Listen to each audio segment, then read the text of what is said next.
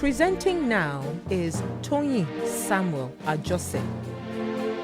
He is a senior lecturer in the Department of Music, University of Ibadan, Nigeria. His research explores the intersection of Christian music, popular culture, gender, politics, ecology, and migration in Africa and the African diaspora. He is a postdoctoral fellow of the African Humanities Program, AHP, of the American Council of Learned Societies, ACLS, and the A.G. Leventis Fellow at SOAS, University of London. A fellow of the Alexander von Humboldt Foundation. His ongoing research focuses on musical practices among Nigerian migrant churches in Germany. He is a senior research associate in the Department of International Library of African Music, ILAM, Rhodes University, South Africa, and currently serves as the national president of the Guild of Organists of Nigeria. He will be presenting What in This World is AfroGospel? Investigating hybridity in African Christian popular music. Thank you, everyone. As you can see on my screen, I'll be sharing some of my insights on this topic. What is this word? What in this word is AfroGospel? And that, by the way, that question is not my question. It's a question that ensued from a conversation between two popular Pentecostal a popular musician, a Christian musician, and a Pentecostal pastor. So, in a YouTube program that premiered on 28 December 2024, Pastor Femi Lazarus, a Nigerian Pentecostal pastor, hosted the popular Nigerian Afrobeat gospel musician, Akinade Ibioye, popularly known as Gaze Baba. The program, which is titled Stories, featured a 1 hour, 10-minute conversation between the duo, both of whom are visible and audible in the Nigerian Pentecostal scene. The interview touched on some burning and controversial issues concerning Christian popular music and expressions, the relationship between Pentecostal Christianity and culture, and the place of Christian creatives in the African music industry at local and global levels. Furthermore, the dialogue highlights the long-standing tension about what, where, when, and how Christian music should be created, circulated, consumed, and appropriated. There were two striking moments for me in that conversation. The first was when Pastor Lazarus asked Gaze Baba, "What do you see Gaze Baba as?" Gaze Baba swiftly responded, "Cultural architect." He further explains that is Gaze Baba. By that, I mean someone who is going to shift culture, redefine culture on both ends of the spectrum, in the temple and outside the temple. The temple means within the church community and also in the mainstream, in the city center, in the city gates. These are the words of Gaze Baba. The second moment in that interview that I find very fascinating was when Pastor Lazarus commented, "AfroGospel is like our export to the world, to the epicenter of where those things are. We export it there." These are the words of Pastor Lazarus. And in response, Gaze Baba said, "That phrase you made, export to the world, I will explain what God told me." After a few minutes of explaining the criticism that the new generation of Christian creatives encounter, Gaze Baba frames AfroGospel as a kind of spiritual commodity to be exported and as an infrastructure for the vast mission, which is a way of explaining how Africans now evangelize Europe and North America. Gaze Baba further explains, AfroGospel as a movement, and I'm quoting Gaze Baba now, is a movement of the gospel, the message, and the culture of God's kingdom through creativity and the art form from African creatives in different forms, in film, theater, modeling, fashion, music, and all forms of creative expressions, taking the gospel message and the culture of God's kingdom to the world. End of quote. This interview excerpt provide a fascinating entrance into the ongoing debates, controversies, ambivalences and complexities that shape Christian popular music in Africa and particularly Nigeria. More importantly, it brings us into the ongoing discourse on Afrobeats in contemporary African Christian popular music, raising critical questions about hybridity, agency, economy, globalization, and religious economy in post-colonial Africa. Extant studies have examined various popular musics, focusing on their history, compositional techniques, and performance practices, as well as their intersections with people's social, political, cultural, and religious experiences. The rise and proliferation of Afrobeats, a category that converges various African-derived electronic music and artistic practices, is evident in its appropriation across different local and global popular music. While scholarship on Afrobeat is growing, its extension and expressions in African Christian popular music, such as AfroGospel, remains under-theorized. Hence, in this presentation, I examine AfroGospel in contemporary Nigerian Christian music. I focus on how the genre provides both sonic and discursive sites for emerging Christian musicians to navigate and transform church artistic and musical cultures.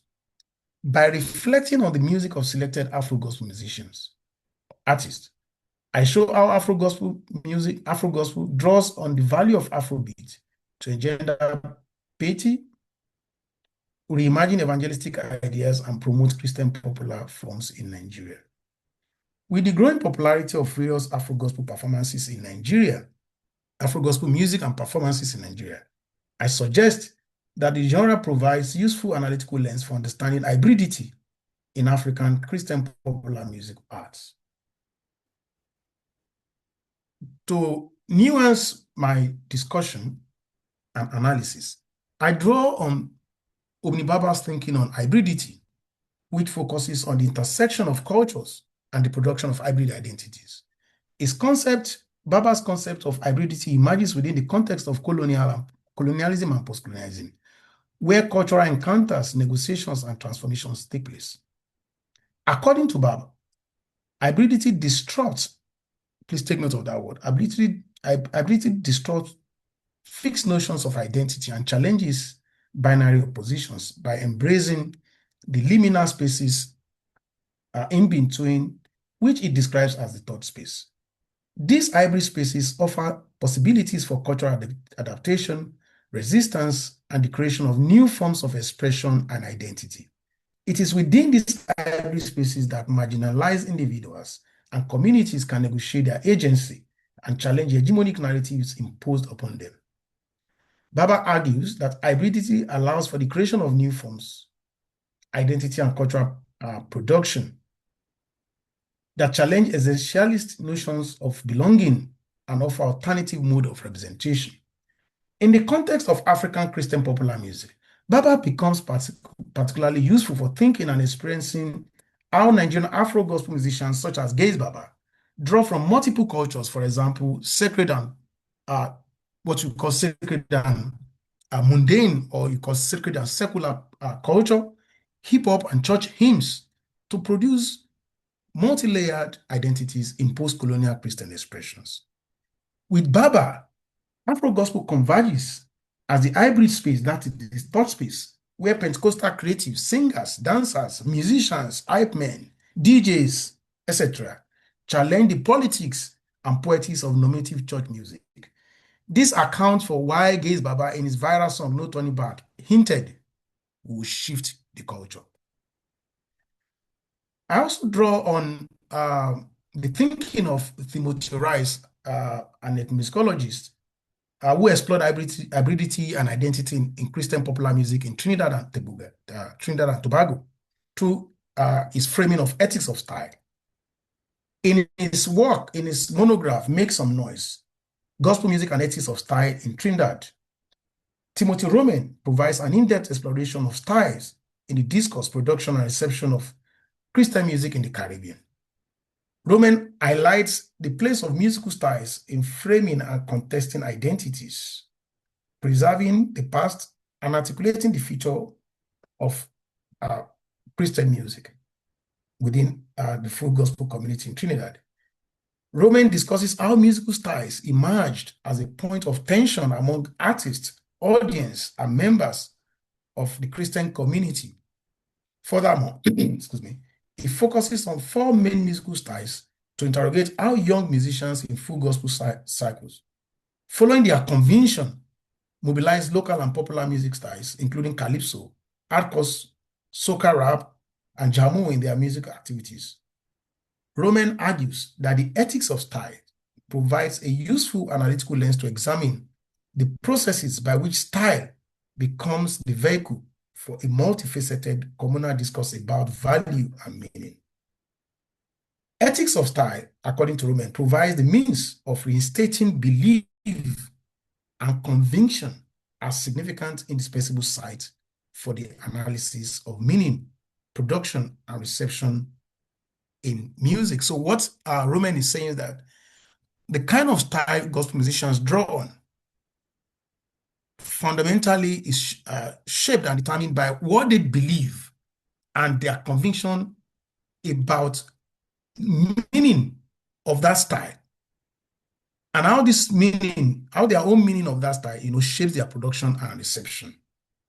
So when we transpose it here, ethics of style propels us to interrogate how African Christian popular musicians, based on their view, based on their thinking and conviction, for example, evangelistic conviction of Afro gospel musicians, like you had in the song of Gaze Baba, we are going to shift the culture. He even talks about that in his interview, that we are transforming, we are going to change things, we are going to challenge position. So ethics of style calls us to think about how musicians, especially Christian musicians, think about the value of style in the production and reception of music. Through Roman's ethics of style, Afro gospel musicians, through their musical practices, this becomes, very useful for us for understanding stylistic gesturing African popular music. Beyond focusing on, gospel musicians, the concern here is understanding how poetics of conviction shape Christian musical practices in Africa. Such an endeavor becomes necessary given the argument that belief shapes perception and consequently inform practices. Matters arising in scholarship on Afrobeats. Scholars have talked about the elusive definition of this genre, even outside Christian context. Some sees it as a musical genre, some describe it as a cultural movement. Sonically, this genre draws from diverse genre styles, hip-hop, African traditional music, and all that. And then there's this debate on Afrobeat and Afrobeat. As Dr. Ayobade in his introduction on the special edition on Afrobeat remarks, Afrobeats with the S, on the other hand, describes less a genre and more a marketing category for an expansive array of African-derived electronic dance music. It is a catch-all that exerts market force, a blur that itself takes shapes as a new aesthetic form where artists and musical executives continue to orient their design towards a discernible African sound. There's also the conversation around influences on this genre, as some scholars argue that this genre or movement, if you want to call it as you have it, is also influenced by different sound creators, global flows, market executives, African music, and dance. So my thinking here is that within this bigger, broader conversation around Afrobeat, I am thinking of gospel Afrobeat as a kind of cultural movement. That's why Gaze Baba in that interview said, we are going to transform, we are going to change, you heard him saying, we are going to, these are ways we are going to change the world. We are going to move from the church space to the tempo, so that I see it as kind of a movement. And I see Afro-gospel musicians also, drawing from the broader framing of Afrobeat as a cultural movement for their own religious work. Just for us to have a sense, for those who may be encountering this case that I present, for me to have an idea, for you to have an idea of what this music sound like.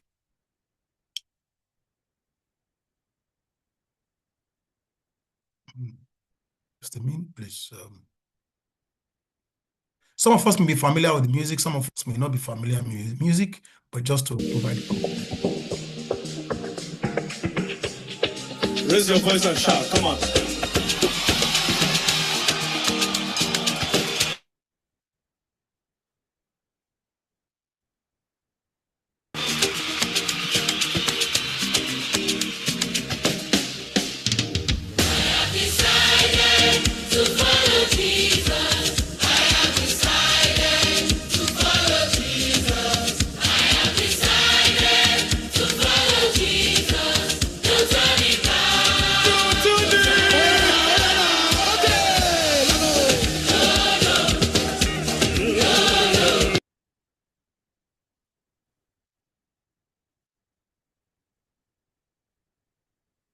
Okay, since many of us are conversant with that music, I just played it for those who have not heard it before. I'll play another example and then I'll move on with my discussion. Please, how many minutes more do I have, please? 2 minutes, sir. 2 minutes more. Who? I thought it's 30 minutes. Okay. Okay, let me just move to sorry.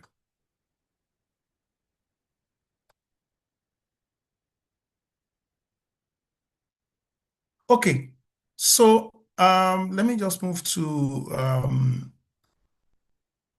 so mapping the link between gospel music and Afrobeats. Afrobeat, undertones and styles originated from African Pentecostal praise and gospel music. That's the assumption of some scholars or some practitioners that Afrobeat that we see even within the secular space originated from Pentecostal praise and gospel song, and that this genre draws its beats from gospel recordings that were appropriated and sampled by secular musicians. And one of the strong arguments of conversation is that church musicians, served as instrumentalists and producers who worked with secular Afrobeats and even themselves became Afrobeat singers like Don Jazzy, Heidi Kabasa, and the likes. So now I am trying to think through, this discourse and practice of in Afro-gospel music. How are, these gospel musicians, how do they frame gospel music? They frame it as a kind of movement, evangelistic, who shape the culture, who turn the world. Some also frame it as artistic, a kind of kingdom sound where we will showcase the artistry of God's excellence, through the world on a grand scale. I'm thinking of Afrobeat as a counterculture. You hear the musicians saying, we'll change the culture, we'll transform the culture, we'll spend the billions. And the conversation around, special conversation around taking music away from the sacred space, to the industry, to fashion, to politics and other spaces is another conversation. But what is fascinating for me is how young Pentecostal preachers and musicians are also serving as curators of gospel Afrobeat. So we know we have Afrobeat rave. We now have gospel Afrobeat raves too, like you can see on my screen, powered by Pastor Pojumade, one of Nigerian Pentecostal leading pastors. And so what are this hybrid third space or these spaces of hybridity that we see in Afro-gospel music? Gospel music draws its and its sonic influences, for example, stylistic approaches. You can see dance, you can see a costume, you can see the beat, you have live performances, some of them even sampled secular Afro beats. You find the use of popular church praise songs and hymns. Because of time, I would have played you a gospel Afro rave where they sang redeem the praise team gospel song, Kosobabiri and all of that. So you find stage dancers. They also draw from street language and expressions. There's also this social formation and scene of gospel music. So you have AfroGospel concert nights powered by the Covenant Nation. Just to wrap up, because of my time. So my reflection as I walk through this whole idea of AfroGospel music is that, is gospel Afrobeat an appropriation or continuation of what it used to be? Can we say, or can we, in what ways gospel Afrobeat artists in call and response with secular Afrobeat singers? And to think of Roman's ideas of negotiation of proximity in his discussion on gospel music in Trinidad, where he talks about how gospel musicians, based on their conviction of ethics of style, make that which is far to be near, and to make that which is near to be far. So this is something I'm thinking through in this work. I welcome your comments, suggestions as I develop this work further. Thank you very much. Thank you, Dr. Ajose, for your presentation. The room is open for questions. Already there are some questions online, but I think we should take from the house. Is there any hand? Or I start yeah, let me just read the question we have here. This person, Dr. Eshola, says, many Afro gospel songs resemble secular Afro beats, except for their lyrics. To what extent can music itself be regarded as sacred? Is sacredness determined by lyrics, musical style, performance context, or theological intention? I believe you want to quickly answer to that. Well, in this work, I'm not going to the debate of what makes gospel music not gospel. It's a long-standing debate, controversy. Even this the music by Gaze Babatu, the politics and policing of what is appropriate and what is not appropriate. So in this conversation, I'm not interested in what is ethical or what is unethical about gospel music. I am just exploring the ideas. I'm just trying to look at the manifestation, or if you say the return of, if the thinking of some culture, some people in some cultures, scholars, and even Afro gospel practitioners, is that this genre, took its root from the church based on Pentecostal praise and worship song. So I'm just interested, is this a kind of return of what has left the church, and how gospel musicians, Afro gospel musicians, are also framing this idea of gospel music beyond songs, looking into its visual representation and all that. So permit me to just excuse me on that conversation. But you can read scholars who have talked about. I think I have an article on that where I also looked at these controversies. Thank you, Dr. Ajose. Any other question from in-house? Oh, okay. I think one of the questions I wanted to ask, you have spoken about it, and that is, how does Afro gospel negotiate the tension between entertainment and worship? Because in the course of presentation, I was just looking at that. And then another thing, sometimes I get confused, Afro gospel, hip hop, gospel, this and that. What are the specific musical elements that make an Afro gospel really Afro gospel? What are these musical elements that we can really scout out? Thank you. Thank you, Prof. Well, sorry, Doctor, just wait for this small question to make it more complex for you. Because we cannot run away from that question, which is about how music signifies. Is it a potentially neutral form of signification that people can then use in ways they want to use it? Or is there a way that how music has been used in the past imposes a referential mode of signification to the music such that the music is no longer neutral and can be used in different ways? So I know that was not what you were trying to focus on, but you can see that question keeps coming back. I think you have to engage with the inherent capability of music to signify, and how does that relate to this sacred, secular dialectics of AfroGospel? Thank you.